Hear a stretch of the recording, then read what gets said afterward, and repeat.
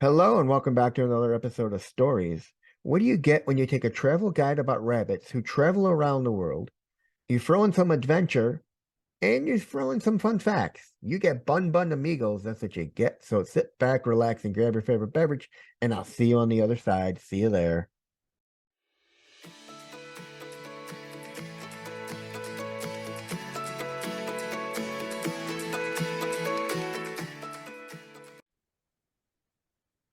Hello and welcome back to another episode of Stories. Today I'm joined with Mo, who is the author and creator of Bun Amigos podcast. Welcome to the show, Mo. Hey Reed, thanks for having me. So why don't you tell me a little bit about yourself and how you got the idea with Bun Amigos? So it's Bun Amigos, so just Bun one bun. Amigos. But one of the characters Okay. is Bun Bun, so I definitely see the alliteration, confusion. All Um, right. I have been dabbling in filmmaking for the last 15 years, and I was working on a project, a podcast in the kind of action adventure space. So it's fully scripted, actors, sound effects, and it was really interesting because I was having a hard time getting traction for it. And a lot of people said, "We love this podcast pilot, but who's it for?" And I learned quickly you can't say it's for people who want to hear something fun because that's not a real demographic. No. Yeah, that's true. It Uh, doesn't really fill any kind of demographic. They want either adults, children, or somewhere in between. Exactly. So COVID hit, and me and my son got very active walking all around our community, and we found noticed a hutch of bunnies in the neighborhood, and we messed around and started naming these bunnies as we saw them on our daily walk, and coming up with adventures for the bunnies. My son decided that they should have Pokemon powers, and I decided they should be international super spies. I called that iteration Hop Fast, Hop Furious. Um, he didn't like that title. So I think we kind of reasoned to make it Bun Amigos. And, there was the question of, should this be a book? What should this be? I also have the interesting distinction of having traveled to about 54 countries. And I love travel. My he's 10 now. He's been to 9 countries. And yeah, it's just kind of talking about these bunnies traveling consumed enough of my, subconscious that kind of make it into a podcast seemed to make sense. I live in Los Angeles, California, so um, it was very easy to find some of my actor friends who are super talented and often in between jobs. And yeah, Bun Amigos was born. So that answers my one question. How did you get the voices for all your rabbits? You used your friends. Yeah, I mean, friends. I definitely met a couple people in the process. Um, a couple of people who are voices are professional voice actors, and one of my actors, Kim Miller, she has worked on dozens of kids podcasts, and she Mm. actually not just being an actor, she gave me a lot of coaching on like what this could be. Ah. Now, I notice with a lot of your episodes, they're short. Is there any reason to that method of because they're like only like 15, 18, 5? The big reason for the length is just kind of looking at my target age. Mm-hmm. It's for kids probably between 4 and 10. I think kids in the 4 to 6 range typically are looking for shorter content, um, kind of a little more explosive, a little more, uh, fun and animated, and kind of kids, six to 10 start kind of really engaging in the content, identifying with the characters and, following the story. There is absolutely a bigger story arc. Each episode is either every 2 episodes. It, you follow the bunnies exploring a city and figuring Hmm. out if this is a place other bunnies should go to. Um, and so I cut those in half to just kind of um, address the attention needs of some of my younger listeners. That's one thing I've noticed. I've talked with an author who wrote a book for kids, and he made it short. And I asked him why, and he's like, "Well, because it's geared for kids, their attention is shorter, so you have to make it visual and you have to make it shorter so they don't want their mind doesn't wander." Um, I looked at the space and you know, there there are kids podcasts that go as long as 30 minutes. Um, and yeah, this is kind of where I started. Bun Amigos literally just launched about 2 months ago, and Wow. so I'm really new at this. We've been working on it for about a year, and we just launched in February. And it'll probably get longer as we start getting audience engagement. It'll probably get longer, as we start getting ad sponsors. But Hmm. right now I'm just saying, do people like it? And so far the response has been good. So where do you see the show in a couple of years from now? Oh, I mean, hopefully they have visited a lot more cities. Do um, you do you think current you'll branch out to a book or anything? Oh, I'd love that. Um, but right now I'm working with local schools in my area. Hmm. A couple of them are interested in taking some curriculum around Bun Amigos and teaching summer schools and integrating it into social studies classes. So in the preschool and K through 5 grades. So I'm hoping that this is something that parents can look to prepare their kids to go on a trip. I'm hoping it's something that families can look to think about travel as not just getting on a plane, but sometimes just looking deeper into their own hometowns.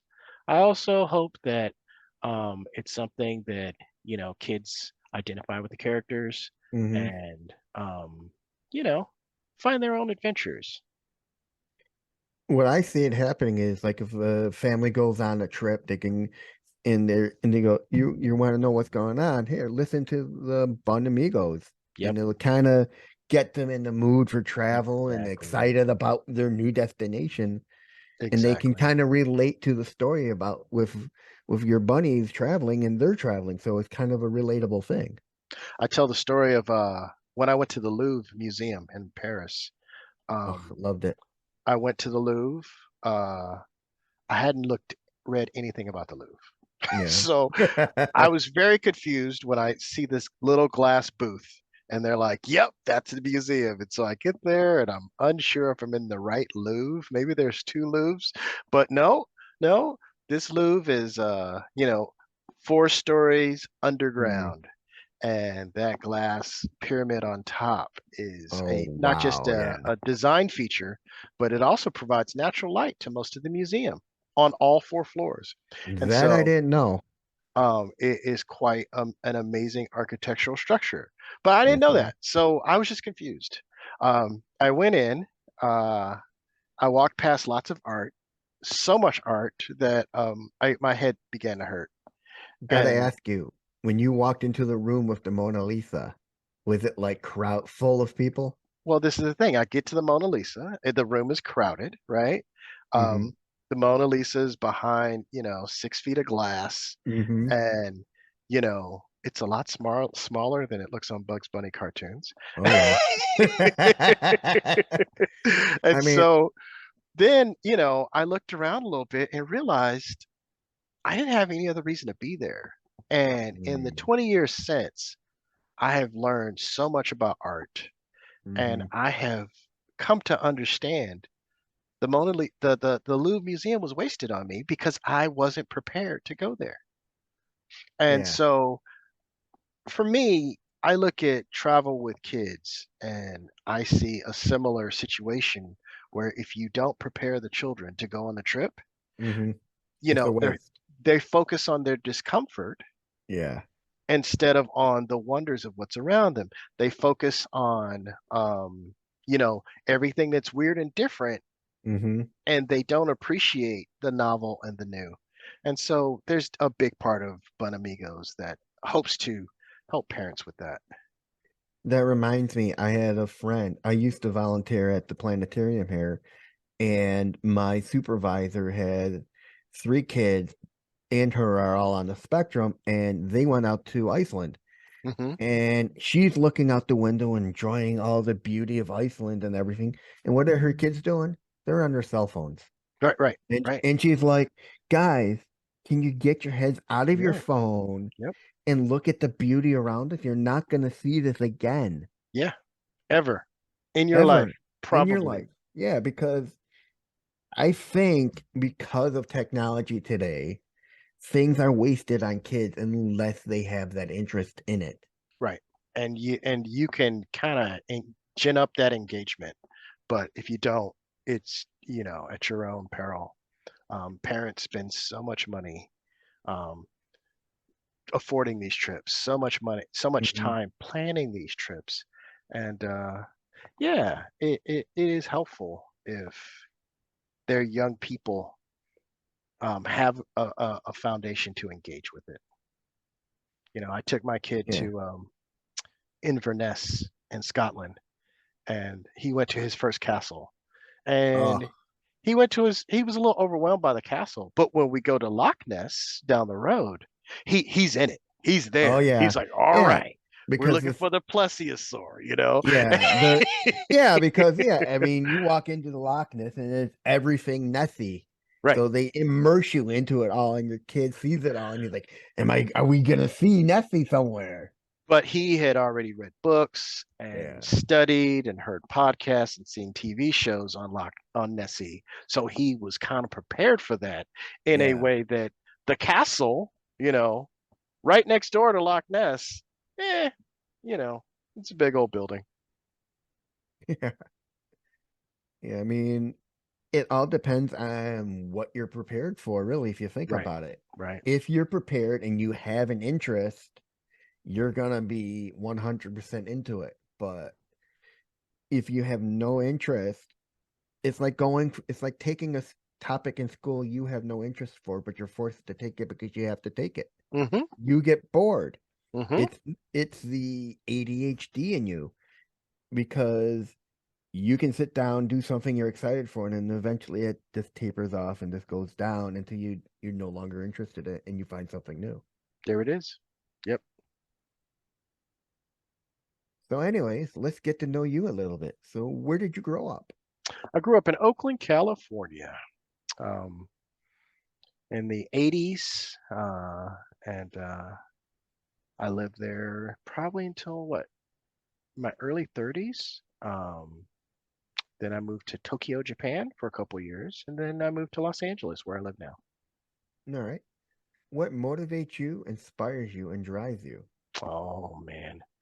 Um, tho- tho- those are three big questions. My, my biggest motivation is that I have, I want to be a good parent, and Mm-hmm. I grew up seeing a vast gulf between, what my imagination could conjure and what I was capable of. Mm-hmm. And I, as an adult, I realized a lot of that wasn't necessarily true. But I think there's a way we get disassociated and disempowered because, you shouldn't make it, you should buy it. Mm-hmm. You know, you shouldn't make it, you shouldn't invent it, you should go see what they have for sale. And so, a lot of this stuff is just me trying to be a good dad and trying to kind of encourage my son and his peers and, you know, kids in my neighborhood and in my global community that you could go do this too. You know, everybody knows Uncle Mo isn't that smart. Um, if he can do it, you know, it's doable. All right. What's the best compliment you've ever gotten? Um, wow, that's another heavy one. Um, I got my first piece of fan mail for Bun Amigos recently. Someone sent me a picture of a letter their daughter wrote, and my heart really swooned with that. Um, yeah, I mean, I'm a very contented person these days, and so like I'm not fishing for compliments. Mm-hmm. I'm also probably harder on myself than most people are on me, and so Mm-hmm. I've been told that uh, I should take more compliments. Mm.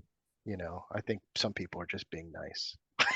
Yeah, I can relate to the compliments. I mean, when I first started my podcast and my blog, I got nothing. Then all of a sudden I started getting all these positive feedbacks and it just hits you right in the heart. All these Mm, people saying you're doing a great job and it's the it makes you feel humble that you're it, doing something for people. it does. It really does. All right. What is your biggest failure and what have you learned from that experience? Oh, wow. Um, there's so many failures all along the road. Which Mm-hmm. one's the biggest?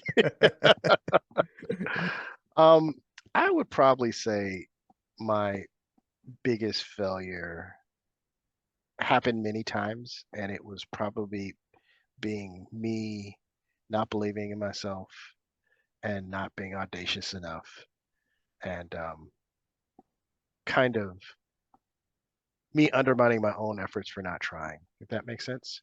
Mm-hmm. Um, I spent a lot of time in junior college, um, not really thriving, doing well enough. And um, one day, I went down to my local college and I spoke with a counselor who made it clear I had all the classes I needed to transfer.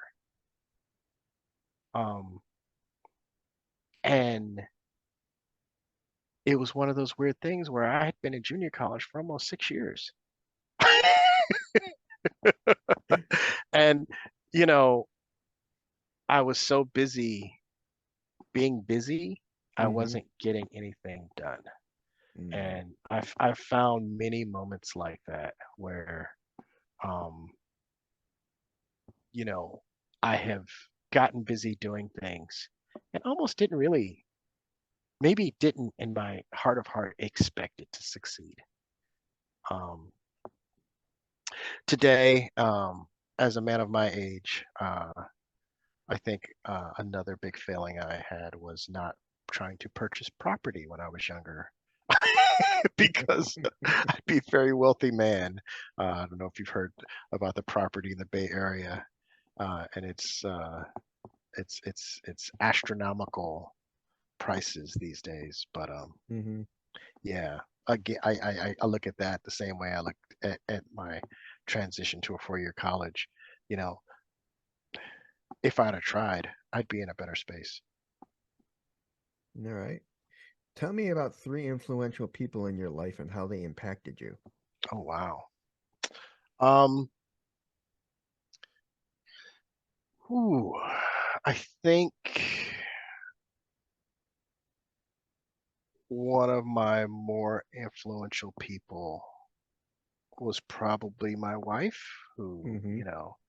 is absolutely an encourager and, you know, helps me put things in context, especially when I feel like I'm failing.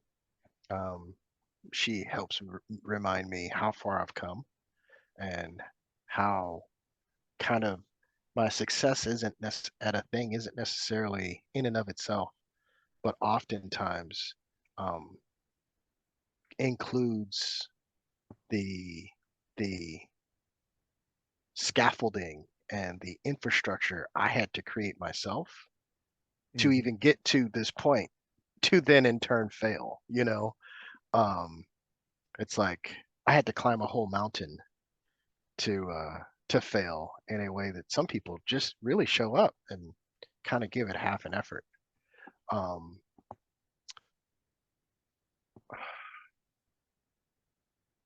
I had a couple teachers in my life who were definitely um, inspiring to me. You know, they were both probably both inspiring to me, and um, a lot more so, they put up with me. I Being relate to that. being kind of a stubborn git with a chip on my shoulder in my younger days. Um, and I think third would probably be my grandmother, who, you know, Hmm. was a big influence in my life. And, you know, she carried herself with such grace. And if you knew her story and, knew kind of the racism she endured as a child in Texas, moving to California and kind of dealing with a whole other level of racism there, um, she had a way of kind of seeing the blessing in a lot of situations. And that has definitely affected me. All right. What makes you feel inspired or like your best self? Wow. Um, working with good people. All right. I really enjoy. I've created a great team for Bun Amigos, um, of writers and voice actors and editors and publicists.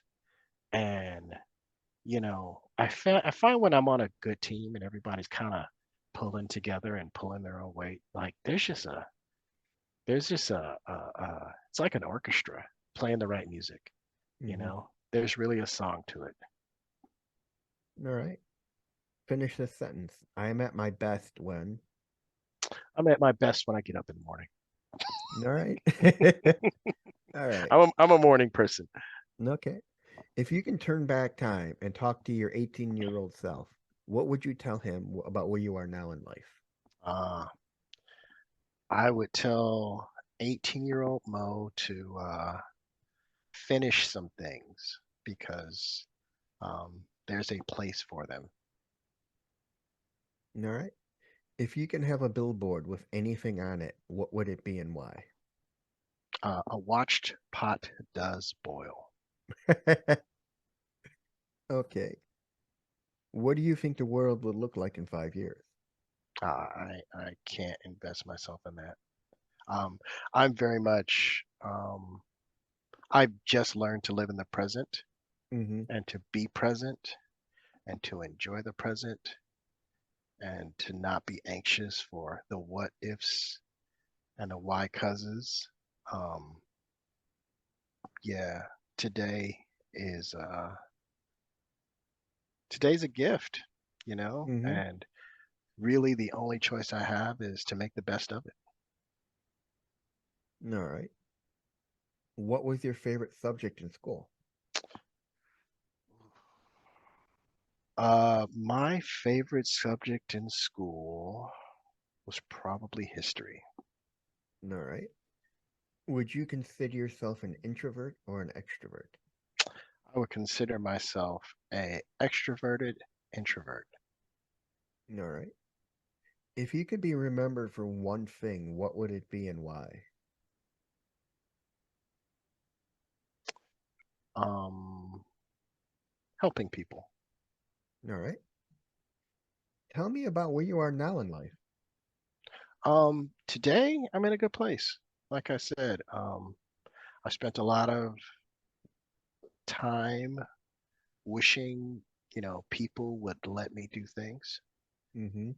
I spent a lot of time hoping I would be picked for things, and um, I feel fortunate that I also spent time doing the work. And so today I'm in a place where I can choose myself and, produce a podcast, you know, that's awesome. Yeah. Now we get to the part where everyone wants to hear the famous question.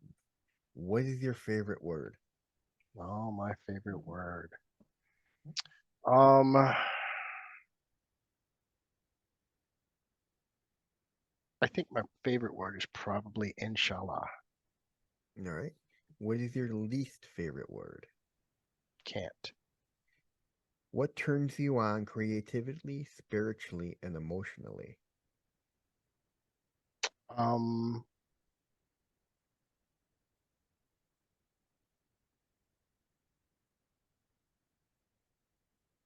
I like,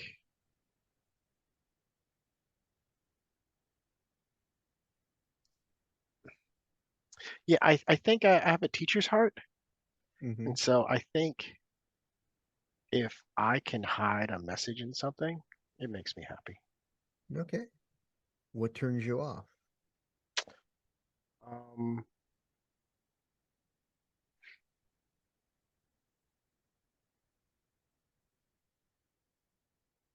what turns me off?